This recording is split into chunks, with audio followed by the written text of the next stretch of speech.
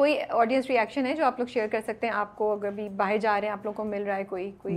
मुझे अभी मैं किसी को रिसीव करने गया था एयरपोर्ट पे और एक बच्ची मेरे आगे से भागी है।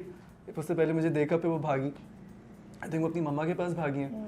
तो मैं बस वहाँ पे खड़ा हुआ था, वेट कर रहा था किसी का। तो उनकी जो मम्मा थी उन्होंने फ़ोन ना ऐसे निकाल के, और वो बच्ची यूँ खड़ी हुई थी ऐसे कि तुम भी आओ, और मैं दूर से वो आके पूछ लेते सेल्फी के लिए, बट दैट सो क्यूट। ऐसे दूर से उसकी मम्मा जो है ना मेरी वीडियो बना रही थी कि मैं भी नज़र आऊँ, उनकी बेटी भी नज़र आए।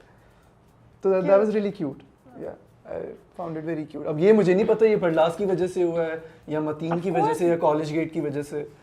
So that's nice, that's cute. और खुशी भी होती है ना कि ये हो रहा है। कोई सेट से कहानी है, कोई ऐसा experience from the shoot that you can share with us जो ऑडियंस को भी अच्छा लगेगा सुनने के लिए? तो हमारा एक बड़ा इंटेंस सीन होता है मेरा और अपाना का, और मैं और माहे समझे आप दोपहर से, रात को हमारी शूट थी और दोपहर से हम रिहर्स कर रहे थे। कुछ 4-5 पेजेस का वो सीन था और हमने इतनी प्रेपरेशन की कि जब हम लोग सेट पे आए और जब शूटिंग स्टार्ट हुई, वजाहत सर ने कहा नहीं, उन्होंने कहा नहीं, तुम दोनों अलग जोन में हो, इस जोन से बाहर निकलो। अब जो हमने सुबह से प्रैक्टिस की हुई थी, हमने कहा ओ शिट ये क्या हो गया यार, ये अब तो हम दोनों पैनिक कर गए, लिटरली पैनिक किया है हमने। I was about to cry, I think you cried, can I tell that? I cried after the scene, right? No, before the scene you were in a corner and I wanted to come to you and I wanted to say like are you okay, you were just like अभी नहीं। Okay. Oh my goodness! I swear हम आप लोग लोग इतना seriously ले वो लेते हैं? नहीं, हम अपना काम सीरियसली लेते हैं, हम ऐसे नहीं होते काम पे। मैंने नहीं सोचा बहुत था। सीरियस है हम। इतना इंटेंस सीन था राबिया, मैं आपको बता नहीं सकता। और मुझे पैनिक अटैक आने वाला था, कुछ मुझे समझ नहीं आता। मैं कहा सर, फिर उसमें से हमारे डायलॉग्स भी चेंज कर दिए। तो अब जो सुबह से आप एक चीज़ प्रैक्टिस करती आ रही हैं, बोलती आ रही हैं, उसमें से चेंज हो रहा है। फिर उसमें से एक सीन में से वजाहत सर ने कहा नहीं ये एक्सप्रेशन गलत दे रहे हो, इसको भी बदलो। तो मैंने कहा सर अच्छा, उसमें आई थिंक हमारी 2 दिन हुई थी वो शूट, बिकॉज एक दिन में वो हो ही नहीं पाई हमसे।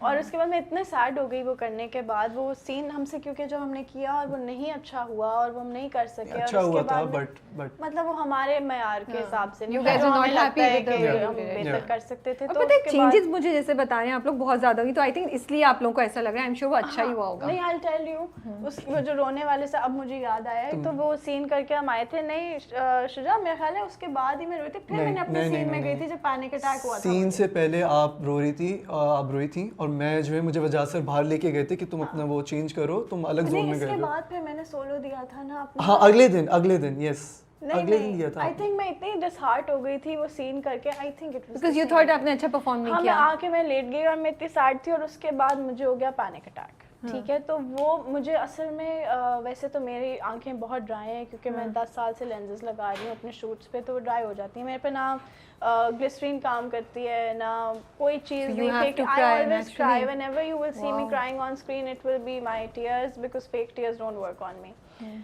तो अब ये 13 दिन से मुझे रुलाना चाह रहे थे, और इस बार मैं जोन में ही नहीं थी रोने की क्योंकि मैं नहीं हूँ सैड, तो मुझे नहीं आ रहा रोना और मुझसे नहीं रोया जा रहा था। ठीक है, तो इन्होंने इतनी कोशिश की, मेरी आंखें, मैंने कहा मैं by the end of it I will go blind because हमने इतनी ग्लिसरीन डाली, लेकिन उसमें जलन होती थी मुझे, लेकिन आंसू नहीं गिरते थे।